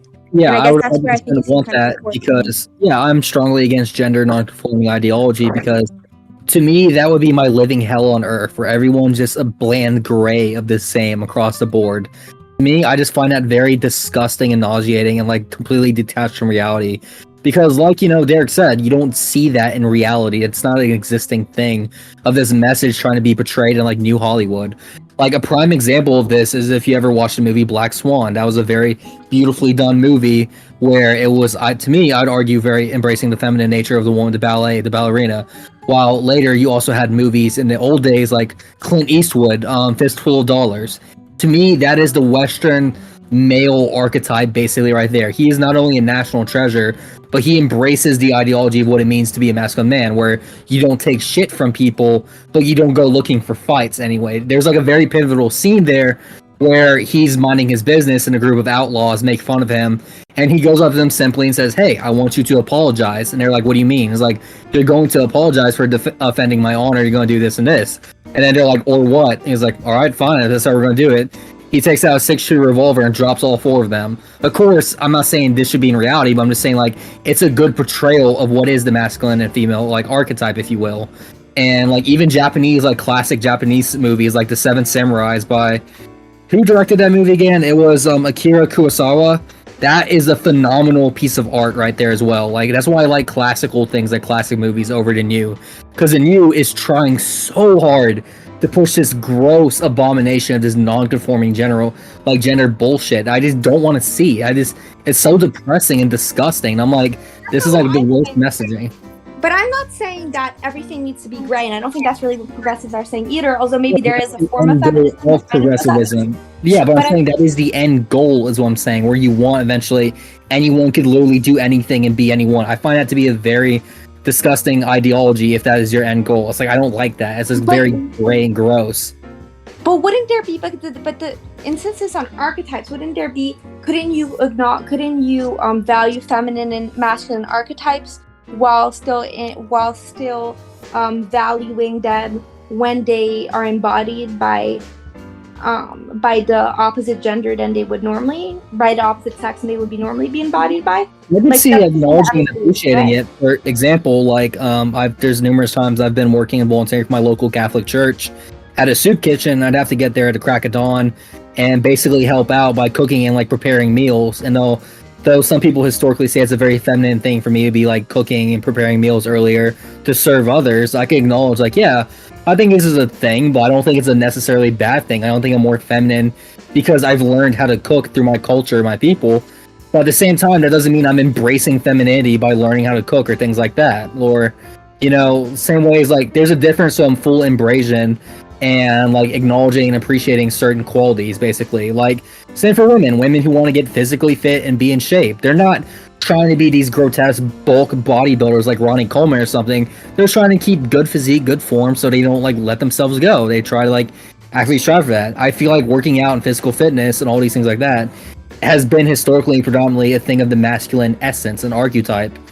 And I don't see anything wrong with that. My issue, I've been saying time and time again, is where it's the full like gray matter where it's like, yeah, everyone could do anything and everything perfectly equal.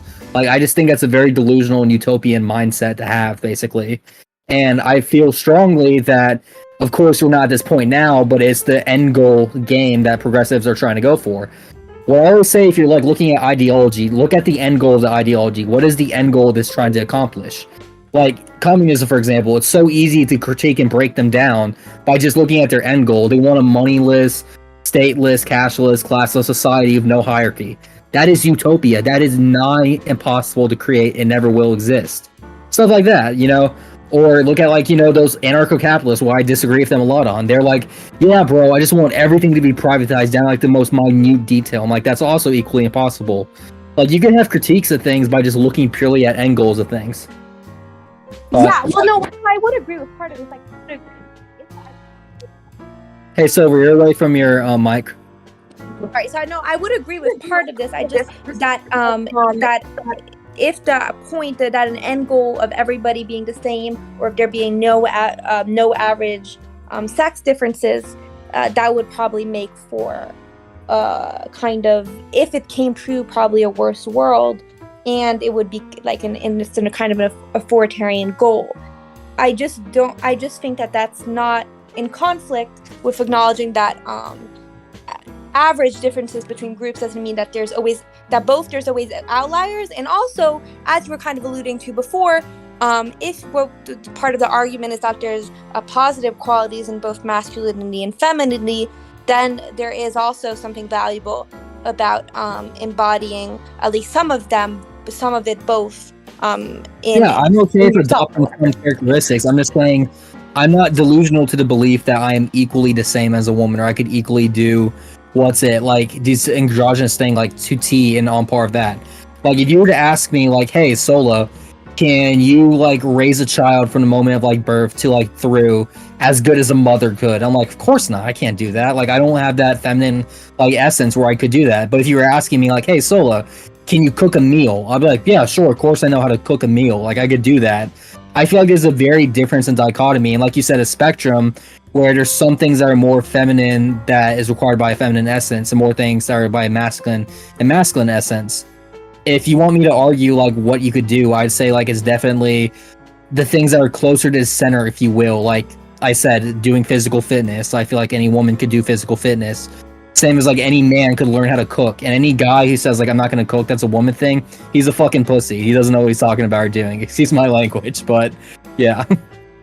Well, has anyone heard the theory? Because Silver Rose is saying that it's this conservative contradiction, but I know that Alex Jones specifically posits that the government has been poisoning the water to reduce male testosterone levels. So I don't know if you wanted to discuss that. Wait, yeah, I'm actually curious. So I've not read into this. Do any of you guys know if that's actually like objectively proven? Like, I highly doubt it, but because I did read something. Throw it out as food for thought. Yeah. Well, No, actually, there one is. thing that was pretty funny that like there's certain materials that was accidentally posited in water in some towns, like the tap water, but it was purely by accident and not with the ulterior motive of like trying to kill testosterone in men. Like that's something I noticed, but that's all I know from this argument. I definitely don't think there's a conspiratorial element, although it is actually true that male testosterone has been decreasing, and it's partly due to environmental factors. Or I think there's also arguments that it has to do with like microplastics or something, but it's definitely not, I don't think, a conspiracy. But there is some truth to that. Lifting weights increases testosterone, so it could just be that we do less hard labor than our grandfathers did. I mean, that's why I'm always going to gym. Like, if you are... Alright, so I'm going to say it frankly, if you are a 21-year-old male and you cannot bench at least 225 or deadlift at least 315, you're doing something wrong physically. Like, no, don't get me wrong, physical health and mental health are both very important. That's why I think people should care about more. But I've recently seen this thing where, especially leftists, where they're like, oh, I never go in a gym because it's a toxic male environment or only right-wing dudes do it. I'm like, that's the stupidest reason I've ever heard. Go to a gym not because you're trying to like play politics or camps. Go to a gym purely for yourself. Lift weights for yourself. Get healthy for yourself, not for others like that. Like, that's just the biggest irritation thing for me. But I don't know. I'm a pretty big gym bro, and that's like one thing that annoys me. It seems like gay guys work out more than straight guys, so I don't know. It's embarrassing. You know what I mean? It sounds like... You don't know how many gay dudes hitting on me in the gym? I gotta tell them, like, look, man, I don't swing that way. And they're like, oh, okay. And then they just go back to working out. I'm like, all right, good. Yeah, no, Right. sometimes I feel like there's gay guys are like, yeah, they're on average way more ripped than straight guys. Well, it's because gay men it's the incentive structure, because gay men are so appearance focused, so gay men have to be ripped to get to get guys. Well, to maximize possibly. guys to get. That's Really Well, funny no, thing. Do you guys know Jehovah's Witness? Either of you guys? Yeah, I knew someone. Wait, so there used to be a Jehovah's Witness? No, I didn't, but I knew someone who was. Yeah, I've had one of my run-ins with them recently, so quick tangent. I was at the gym. I go late at night, and it was like, I get in at 10, I'm leaving at 11:30, and I'm like, you know, get out, shower. Of course, I'm nude right now. I'm changing, going to my locker room, and I'm in a locker room, so I think I'm alone because it's 11:30 at night, and this random big dude behind me goes, hey, good job, buddy. I saw you pushing really hard out there. I was like, ooh. I was like, oh, yeah, thanks, man. You might not talk to me while I'm, like, naked right now. But I was, like, just getting my stuff ready. And then, like, I was just sitting there awkwardly trying to put my things on. And then he doesn't get the message or the lingo. And then he's like, you know, we all get our power and strength in something, don't we? And then I was like, yeah, we do. Sure. And then he's like, I get my power and strength from our Lord and Savior, Jehovah. Are you interested to hear about it? And then I just look at him, and from my like white tank top wife beater, I pull out my crucifix and put it on top. I saw that fucker smile go from wide to like some Cheshire Cat grin to immediately like some frown. He just walks away like some NPC, like I deactivated him. I was like, that was a very weird encounter, man. Like, I'm just like, I don't know, like Derek probably So when I was at Alabama, I was in the student center. And I was just eating, and this guy sat down. So it was freshman year, so I was like, I figured he just wanted a friend, right? And so he just sat down and started talking. We were like casually chatting, and I asked him, what brought you to Alabama? And he said, well, I guess the Lord. And then it's like, just like immediately I realized that I had been talking to a missionary, and so then he went off, and then he just talked about like inappropriate stuff, like about his porn addiction and how the Jehovah's Witness had saved him from that, and like, Oh my god. Yeah. It's so weird. They do that a lot. They try. I don't know. They think oversharing is just so good. It's like, yeah, like I didn't need to like, yeah. Yeah, it's like people online who like to brag about their sex lives or shit. It's like, dude, I could have won my whole life about hearing this. Like, why did you have to share this with me? Like, no one cares. I don't want to know about this. Like, keep your private shit in the bedroom. I don't want to know in public what you're doing. Like, this is so weird, like, this new phenomenon. I'm like, yeah, I'm going to overshare. That's really going to get him to join my cult. I'm like, nah, it's really not, man.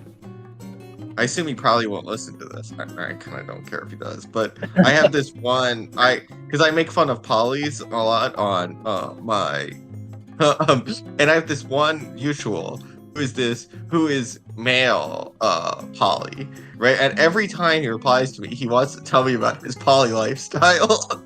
And it's just, I don't even. It's just like, yeah, he's just kind of creepy guy. It's like he's kind of like a male Ayala.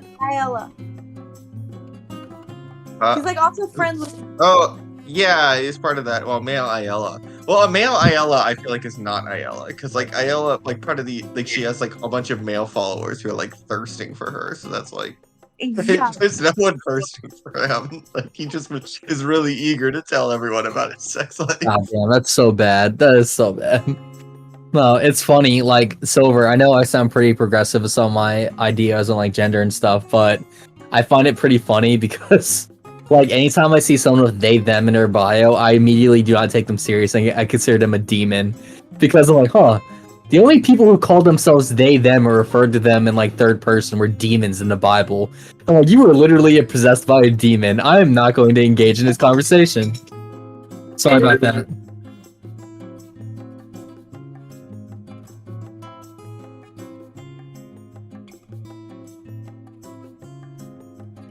Sorry about that. I cut out for a minute. Are you guys there?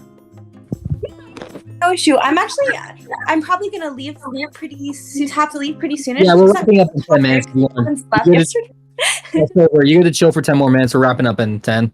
Oh, okay, no problem at all. Yeah, sorry about that. I lost track of time. It's been a good conversation though so far.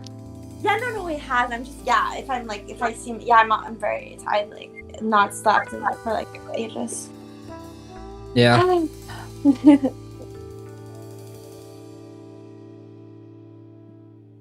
But yeah, it's been fun talking to you guys. And yeah, this podcast idea that seems cool. That is, and I didn't know that Discord actually recorded podcasts. Yeah, no, Discord is definitely a good function. What was I gonna say? Yeah, is there anything else you guys want to last minute touch on before we wrap up shop? Anything? In this podcast. No, I think this has been like a good discussion. Jarek is listening. Yeah, it's been a fun conversation. Yeah, I'm glad you had us on, although it was last second, so we didn't have too much time to prepare. But oh no, all good. Thank you guys both for filling in last second. I know like that's a pretty hefty thing to ask for, but I'm like, oh, thank the Lord they filled in. Oh no, this was fun and it was fun. And thanks for inviting us. Yeah.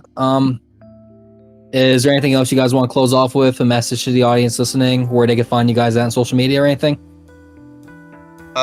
You can find me at Derek Peterson 3 on Twitter, and we're going to be starting a podcast soon, so check that out. Hey, best of luck for that too. Yeah, hopefully you guys can have me on your podcast in the future. That'd be fun. What about you, Sir? We will. We'll We're gonna try different. Yeah, we're gonna have different people from like guest host also. So yeah, find me on Twitter at I'm Silver Rose. And all right. Sound good? This has been Solo Requiem. Thank you for tuning in to Requiem Radio podcast. So you can find us on mainly Twitter. Sorry, not Twitter. Spotify, iTunes, and various other apps. You could find it in my link tree. But yeah, thank you guys for listening in.